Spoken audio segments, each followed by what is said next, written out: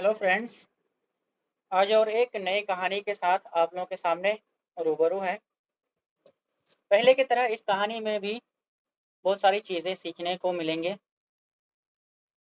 इस कहानी में भी सारे टेंस को पहचानेंगे, सारे वर्ड्स का मीनिंग जानेंगे और जितने भी नए-नए चीज़ें हैं सबको एक-एक करके सीखेंगे। तो चलिए बिना देरी किए शुरू करते हैं।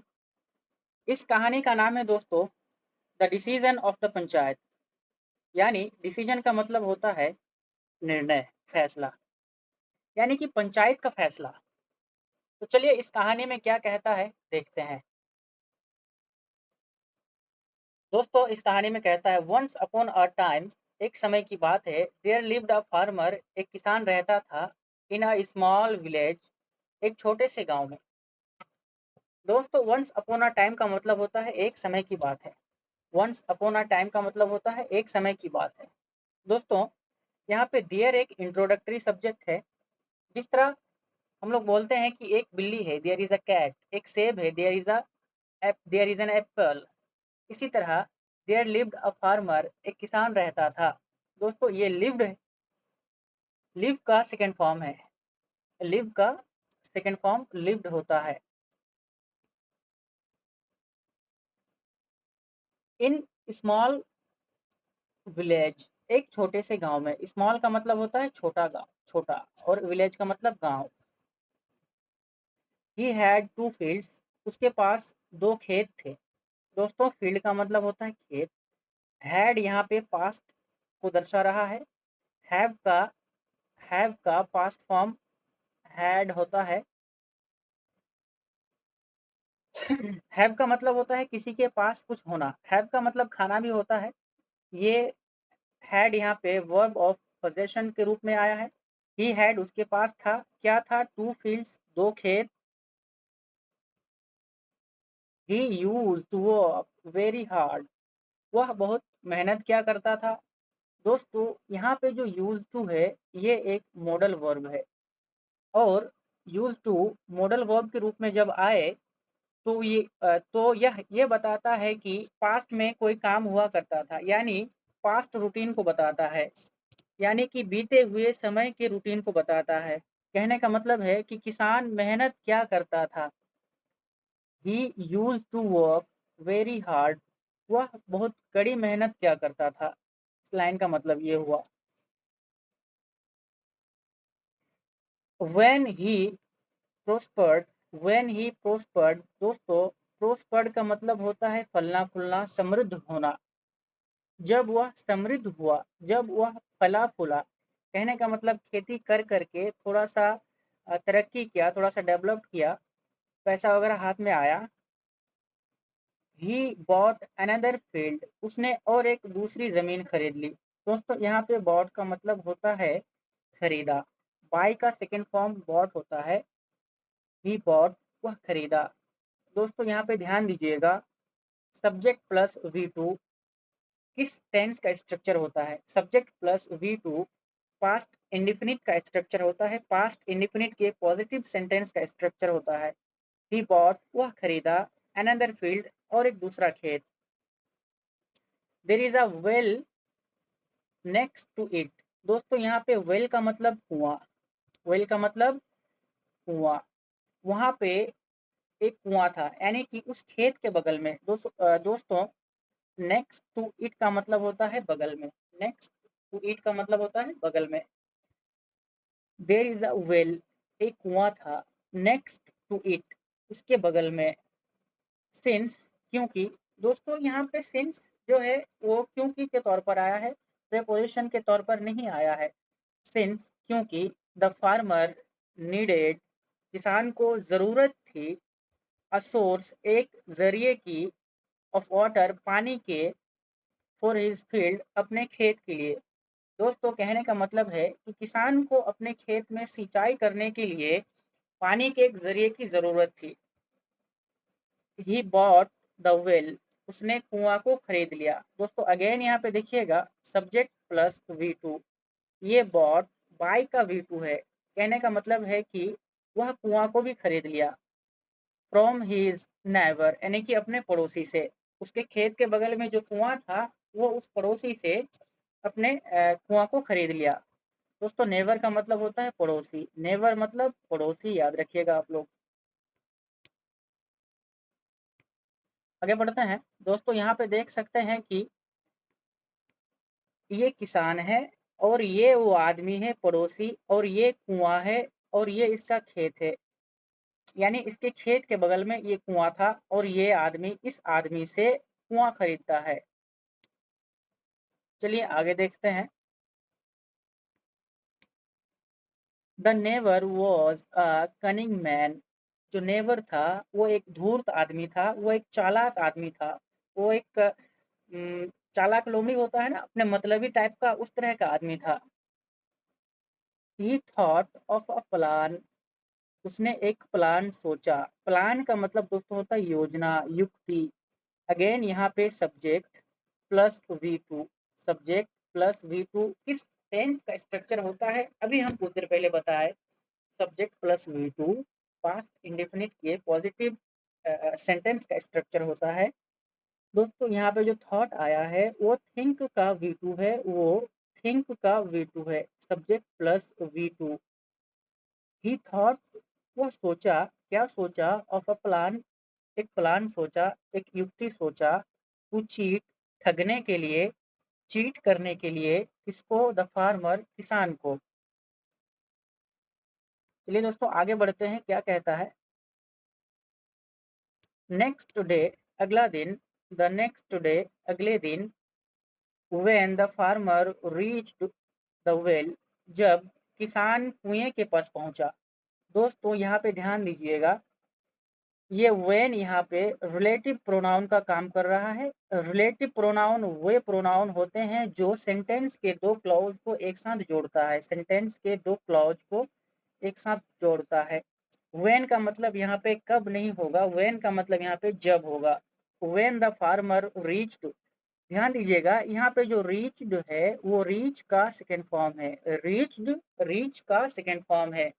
दोस्तों रीच का मतलब होता है पहुंचना, रीच का मतलब होता है पहुंचना, और रीच से बना है reached. When the farmer reached, तब जब किसान पहुंचा, द वेल, कुएं के पास, ही फाउंड, वह पाया। दोस्तों यहाँ पे फाउंड का मतलब फाइंड से आया है, फाउंड, फाइंड से फाउंड आया है। फाइंड का मतलब होता है मिलना या पाना। दोस्तों फाइंड का मतलब होता है मिलना या पाना। ही फाउंड, अगेन दोस्तों सब्जेक्ट प्लस V2, फाइंड का V2 फाउंड। ही फाउंड, वो पाया, क्या पाया, द नेबर स्टैंडिंग देयर, कि जो पड़ोसी था वो वहां पे खड़ा था। कहाँ पे खड़ा था, कुएं के पास में। दोस्तों यहाँ पे नेबर का मतलब पड़ोसी होता है, स्टैंडिंग देयर वहां पे खड़ा था। ही रिफ्यूज्ड, वह इनकार कर दिया। दोस्तों यहाँ पे रिफ्यूज का मतलब होता है इनकार करना, और रिफ्यूज से ही रिफ्यूज्ड बना है, उसका V2 है। अगेन सब्जेक्ट प्लस V2, ही रिफ्यूज्ड, वह इनकार कर दिया, टू लेट, देने से, द फार्मर टेक वाटर, किसान को पानी लेने से, फ्रॉम द वेल, कुएं से। ऑन आस्किंग वाई, पूछने पर क्यों, जब पूछा गया क्यों, ही रिप्लाइड, वह जवाब दिया।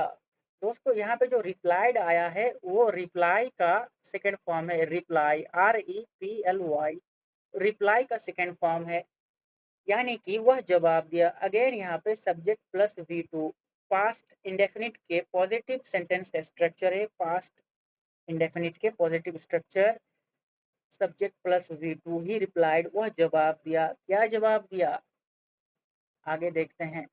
आई sold only the well to you, मैंने तुमसे सिर्फ कुआं बेचा है। दोस्तों अगेन यहाँ पे सब्जेक्ट आई, सोल्ड जो है वो सेल से आया है, SELL। सेल का मतलब होता है बेचना। दोस्तों सेल का मतलब होता है बेचना। आई सोल्ड, मैं बेचा, ओनली द वेल, सिर्फ कुआं, टू यू, तुम्हारे पास, नॉट द वाटर, पानी नहीं। आगे कहता है, the water still belongs to me, पानी, पानी पर अब भी मेरा अधिकार है। दोस्तों स्टिल का मतलब अभी भी, यहाँ पे बिलोंग्स का मतलब दोस्तों अधिकार होगा, बिलोंग्स का मतलब अधिकार। The water still belongs to me, पानी पर अधिकार अभी भी मेरा है। You can not take it, तुम इसे नहीं ले सकते हो। यहाँ पे देख सकते हैं दोस्तों, इस फोटो के माध्यम से दर्शाया गया है, ये कुआं है और ये वो आदमी कनिंग मैन है, धूर्त आदमी है, और ये वो किसान है जिसने इस आदमी से कुआं खरीदा था और ये बाल्टी लेके पानी लाने गया और ये किस तरह उदास है। आगे बढ़ते हैं, आगे क्या कहना चाहता है। The worried farmer didn't know what to do. दोस्तों यहाँ पे इस चीज को डिडंट पढ़ा जाएगा, ना कि डिडंट। डिडंट पहले पढ़ा जाता था, अभी डिडंट पढ़ा जाएगा। ये जो डिडंट बना है वो डिड प्लस नोट से बना है। डिड प्लस नोट का कॉन्ट्रैक्टेड फॉर्म, यानी कि short form, abbreviation. Did not का एब्रिविएशन डिडंट है, यानी संक्षिप्त रूप डिडंट है। द वरीड फार्मर, चिंतित किसान, डिडंट नो, नहीं जानता था, व्हाट टू डू, क्या करें। सो इसलिए, ही वेंट, वह गया। दोस्तों अगेन यहाँ पे subject plus V2। He went, वह गया, टू द विलेज चीफ, गांव के मुखिया के पास। दोस्तों यहाँ पे चीफ का मतलब होता है मुख्य, मेन, मुखिया। वह गांव के मुखिया के पास गया। एंड टोल्ड हर, और उसको बताया। दोस्तों ये जो टोल्ड बना है ये टेल का सेकेंड फॉर्म है, TELL। टेल का सेकेंड फॉर्म टोल्ड है। एंड टोल्ड हर, और उसे बताया, अबाउट हिज केस, अपने मामले के बारे में। दोस्तों यहाँ पे केस का मतलब मामला, मामला। केस का मतलब मामला, अबाउट का मतलब के बारे में, अबाउट का मतलब के बारे में। वह उसको अपने केस के बारे में बताया। एंड सेड, और कहा, he is not letting me take the water, वो मुझे पानी लेने नहीं दे रहा है। दोस्तों यहाँ पे लेट जो है, लेट, लेटिंग, लेट का फोर्थ फॉर्म है, ING वाला फॉर्म है। लेट का मतलब होता है करने देना। Is not letting me take the water, वो मुझे पानी लेने नहीं दे रहा है। द विलेज चीफ, गांव का मुखिया, फिक्स्ड, सुनिश्चित किया। फिक्स का मतलब सुनिश्चित करना। यहाँ पे फिक्स का सेकेंड फॉर्म फिक्स्ड आया है, यानी कि गांव के मुखिया ने सुनिश्चित किया, फिक्स किया, अ डे, एक दिन, फॉर अ मीटिंग, एक बैठक के लिए, ऑफ द पंचायत, पंचायत का। यानी कि जो आदमी गांव के मुखिया के पास गया था, उस गांव के मुखिया ने किसी एक दिन को सुनिश्चित किया कि इस दिन को बैठक होगी पंचायत में। दोस्तों मीटिंग का मतलब होता है बैठक, मीटिंग का मतलब बैठक, और बैठक दोस्तों स्त्रीलिंग होता है, बैठक होगा नहीं, बैठक होगी। चलिए दोस्तों आगे बढ़ते हैं। द डे कैम, दोस्तों ये जो केम है ये कम का सेकेंड फॉर्म है। कम, केम, कम, कमिंग, कम्स। द डे केम, वो दिन आया। कौन सा दिन? वो वाला दिन जो फिक्स किया गया था पंचायती के लिए। एंड, और the members of the panchayat, और पंचायत के सदस्य। दोस्तों मेंबर्स का मतलब होता है सदस्य, सदस्य। The members of the panchayat gathered, इकट्ठा हुआ, अंडर द बनियन ट्री, बरगद के पेड़ के नीचे, in the centre of the village, गांव के बीचों बीच। दोस्तों यहाँ पे ध्यान दीजिएगा, गेदर जो आया है, गेदर्ड गेदर से बना है। गेदर का माना होता है इकट्ठा होना, और गेदर्ड का माना इकट्ठा हुआ। अंडर द बनियन ट्री, बरगद के पेड़ के नीचे। दोस्तों अंडर का मतलब होता है के नीचे। अंडर यहाँ पे एक प्रेपोजिशन का काम कर रहा है। पेड़ के नीचे अगर कोई बैठा हो तो उसको अंडर द ट्री कहेंगे। अगर पेड़ के साए में बैठा हो, shade in tree, shade under tree नहीं, शेड इन ट्री और अंडर द ट्री। खैर ये प्रेपोजिशन का टॉपिक है। सेंटर ऑफ द विलेज, गांव के बीचों बीच। Both the farmers and his neighbor were summoned, किसान और उसके पड़ोसी दोनों को बुलाया गया। दोस्तों यहाँ पे ध्यान दीजिएगा, फार्मर एंड हिज नेबर, किसान और उसके पड़ोसी, वर समन्ड। दोस्तों ये जो वर है, वर एक मॉडल वर्ब है, वर एक मॉडल वर्ब है। Was, were, can, could, may, might, ये सब एक मॉडल वर्ब है। और मॉडल वर्ब जब भी हेल्पिंग वर्ब के रूप में आए वो हमेशा वर्ब का बेस फॉर्म लेता है, यानी कि वर्ब का फर्स्ट फॉर्म लेता है। वर्ब के बाद वर्ब का फर्स्ट फॉर्म नहीं है, थर्ड फॉर्म है, यानी कि ये सेंटेंस पैसिव वॉइस में है, एक्टिव वॉइस में नहीं है। यानी कि कहने का मतलब है कि ये वाला सेंटेंस पास्ट इंडेफिनिट का पैसिव स्ट्रक्चर से बना हुआ है। The farmer and his neighbour were summoned, farmer और उसके पड़ोसी को बुलाया गया। मोस्ट ऑफ द विलेजर्स, गांव के अधिकतर लोग। मोस्ट का मतलब दोस्तों लगभग लगभग सब। Most of the villagers, villagers का मतलब होता है गांव में रहने वाले, ग्रामीण। मोस्ट ऑफ द विलेजर्स, अधिकतर ग्रामीण, वर प्रेजेंट, वहाँ पे उपस्थित थे। दोस्तों इसको पहले वेर पढ़ा जाता था, लेकिन अभी वर पढ़ते हैं। वर प्रेजेंट, वहाँ पे उपस्थित थे, कहाँ पे, पंचायती में। आगे बढ़ते हैं दोस्तों, क्या कहता है।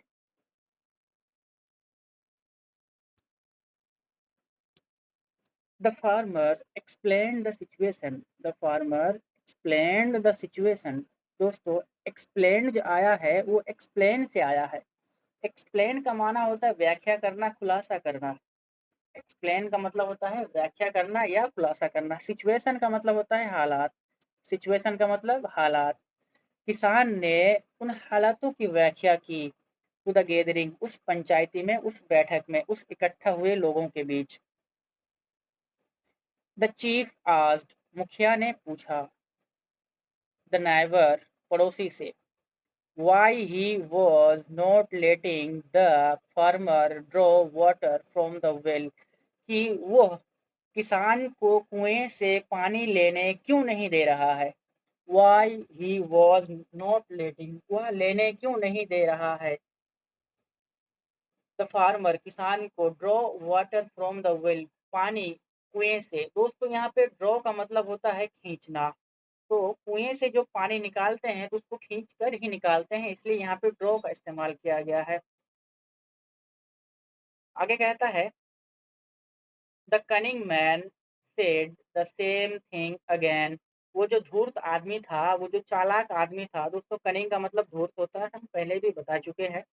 वो जो कनिंग आदमी था, कनिंग मैन था, उसने फिर से वही सेम चीज कहा, फिर से वही हुबहू कहा जो किसान से कहा था। अगेन का मतलब दोस्तों होता है दोबारा, फिर से।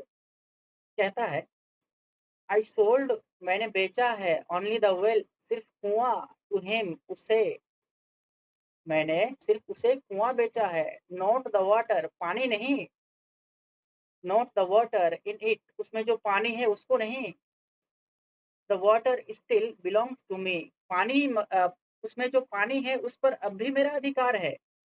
दोस्तों स्टिल का मतलब होता है अब भी, बिलोंग्स का मतलब अधिकार जताना, किसी चीज पर मालिकाना हक जताना। उसमें जो पानी है वो अब भी मेरा है, अब भी मैं उस पानी का मालिक हूँ। तो इसलिए he can not take my water, इसलिए वो मेरा पानी नहीं ले सकता है। तो आगे बढ़ते हैं, क्या कहता है। आगे कहता है, the members of the panchayat, panchayat के सदस्यों ने, पंचायत के सदस्यों ने, मेंबर्स का मतलब सदस्य।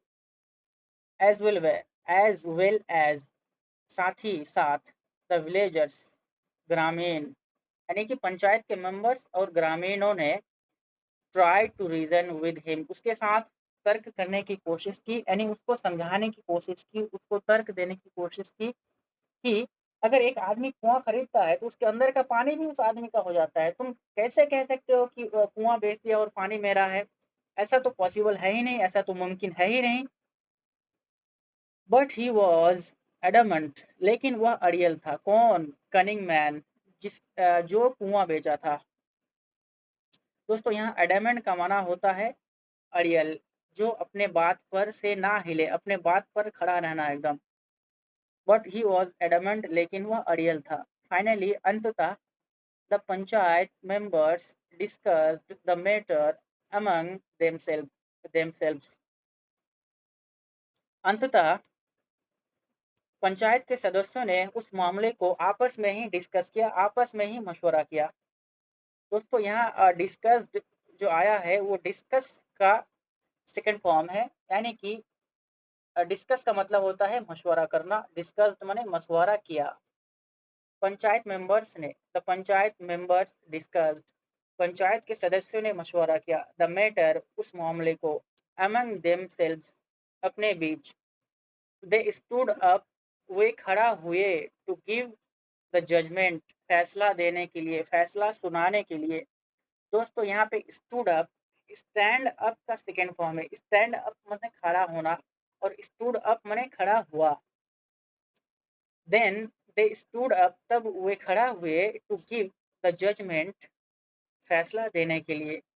The villagers also stood up, गांव के लोग भी खड़ा हुए। दोस्तों देख सकते हैं यहाँ पे पंचायत लगा हुआ है, ये बरगद का पेड़ है, और ये वो कनिंग मैन है, और ये वो किसान है, और ये सब गांव के लोग हैं। चलिए आगे बढ़ते हैं।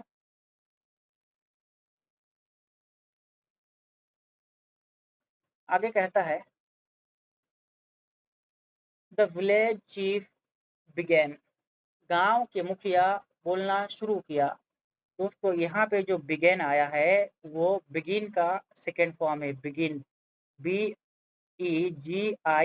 बिगिन मतलब शुरू करना, बिगिन का सेकेंड फॉर्म। दोस्तों अगेन ध्यान दीजिएगा, द विलेज चीफ बिगेन, यानी गांव के मुखिया ने बोलना शुरू किया। सब्जेक्ट प्लस वर्ब टू, अभी हम कुछ देर पहले बताए सब्जेक्ट प्लस वर्ब टू किस टेंस का स्ट्रक्चर होता है, आप लोग कमेंट में जरूर बताइएगा। गांव के मुखिया ने बोलना शुरू किया। आफ्टर हियरिंग बोथ साइड्स, दोनों पक्षों के सुनवाई के बाद, दोनों पक्षों को सुनने के बाद, we agree that it is correct to say that only the well was sold, हम सहमत है कि यह कहना सही है कि सिर्फ कुआं को बेचा गया।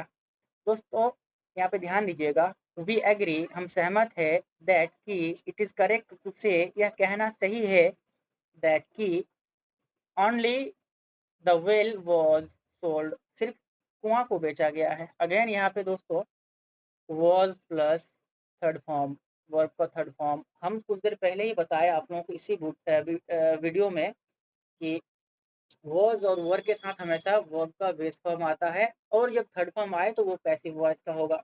वेल वॉज सेल्ड, कुआं बेचा गया। The never gave a satisfied smile, तब उस किसान के पड़ोसी ने एक संतुष्ट भरा स्माइल दिया, एक संतुष्टजनक मुस्कान दिया।